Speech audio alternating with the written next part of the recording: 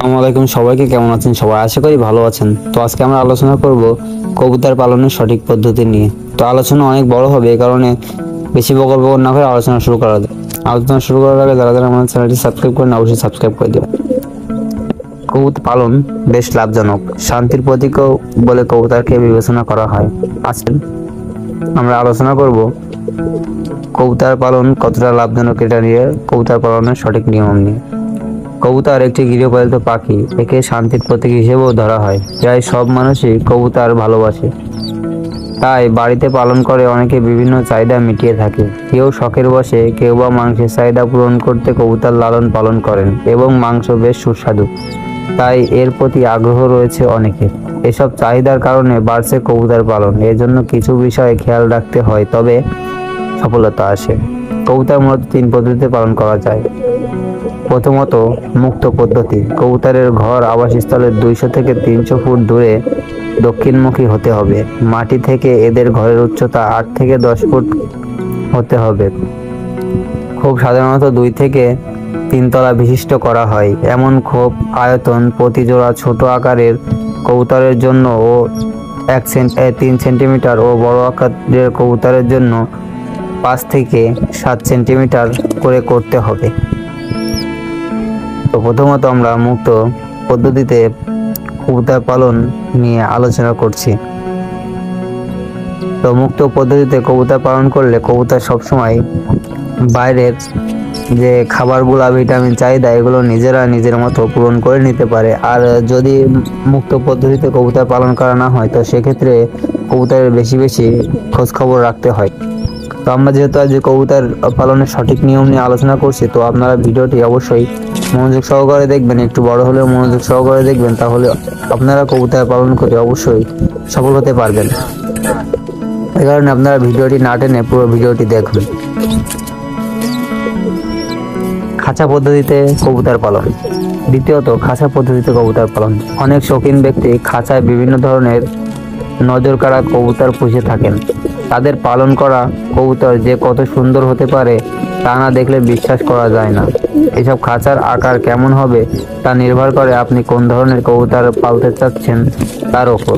শুধু গিরিবাজ পালতে চাইলে ছোট বা মাঝারি আকারের খাঁচা হলেই চলবে। শৌখিন কবুতর পালতে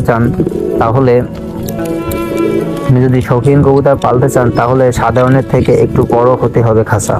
ঘরের ভেতরে উন্মুক্ত পদ্ধতি। তৃতীয়ত আমরা আলোচনা করব ঘরের ভেতরে উন্মুক্ত পদ্ধতিতে কবুতর পালন। এই পদ্ধতিতে অনেক কবুতর একসঙ্গে পালন করা যায়। একটি খামারে 30 থেকে 40 জোড়া কবুতর আদর্শ। এমন ঘরের মাপ হবে 9.8.5 ফুট। অল্প খরচে সহজে ঘর তৈরি ও স্থানান্তর করার জন্য টিন, বাঁশ, খড় প্রভৃতি উপকরণ দিয়ে এই ঘর তৈরি করা যায়। সাধারণ ব্যবস্থা, বাসস্থান। কবুতরের এ পর্যায়ে আমরা আলোচনা করব সাধারণ বাসস্থান নিয়ে।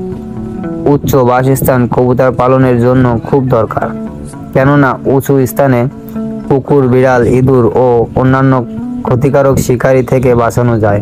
তাছাড়া এতে পর্যাপ্ত সূর্যের আলো ও বাতাস চলাচলের ব্যবস্থাও পাওয়া যায়। সতর্ক থাকতে হবে বৃষ্টির পানি যাতে সেখানে না পৌঁছায়, তাই প্রতিরোধকের ব্যবস্থা রাখতে হবে। কবুতরের ঘর তৈরির জন্য পাতলা কাঠ বা টিন অথবা বাঁশ প্রয়োজন। প্রতিটি কবুতরের জন্য 30 সেন্টিমিটার লম্বা বাসা তৈরি করতে হবে। আপনারা অবশ্যই কবুতরের খোপটি একটু উঁচু স্থানে বসানোর বা সেট করার চেষ্টা করবেন। তাহলে আপনার অনেক সময় আছে কুকুর, বিড়াল, এগুলো কবুতর খেতে চায়, তাহলে তারা খেতে পারবে না। উঁচু প্রশস্ত জায়গার প্রয়োজন। প্রতি ঘর এমনভাবে তৈরি করতে হবে যাতে সেখানে 3টি কবুতর থাকতে পারে। প্রতি ঘরের 10 বাই 10 সেন্টিমিটার পরিমাণের দরজা থাকতে হবে। সব সময় ঘর পরিষ্কার ও শুষ্ক রাখতে হবে। কাছাকাছি শুকনো খড় রাখুন, তারা নিজেরাই খড় দিয়ে নিজেদের মতো করে বিছানা করে নেবে। বাইরে পাতলা কাঠ পেতে রাখতে হবে যাতে সেখানে খাবার ও পানি রাখা যায়। এখান থেকে এরা পান করবে ও পানির পাত্র থেকে গোসল করতে পারবে। সব সময় পরিষ্কার পানি পরিবেশনের চেষ্টা করবেন। এবার আমরা আসি খাবার নিয়ে। কবুতর সাধারণত গম, ভুট্টা, ধান, চাল, সর্ষে প্রভৃতি খেয়ে থাকে। এসব খাবার ঘরের সামনে রেখে দিলে নিজেরাই খেয়ে নেবে। তাদের ভালো স্বাস্থ্যের জন্য সুষম খাদ্য সরবরাহ করতে হবে। সুষম খাদ্য সরবরাহ করতে হবে।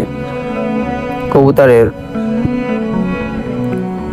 উপযুক্ত খাবার ছাড়াও চীনাবাদাম, সূর্যমুখী বীজ, কুসুম ফুলের বীজ, সবুজ মটর প্রভৃতি বাড়তি খাবার দিলে কবুতর বেশি ফিট থাকে।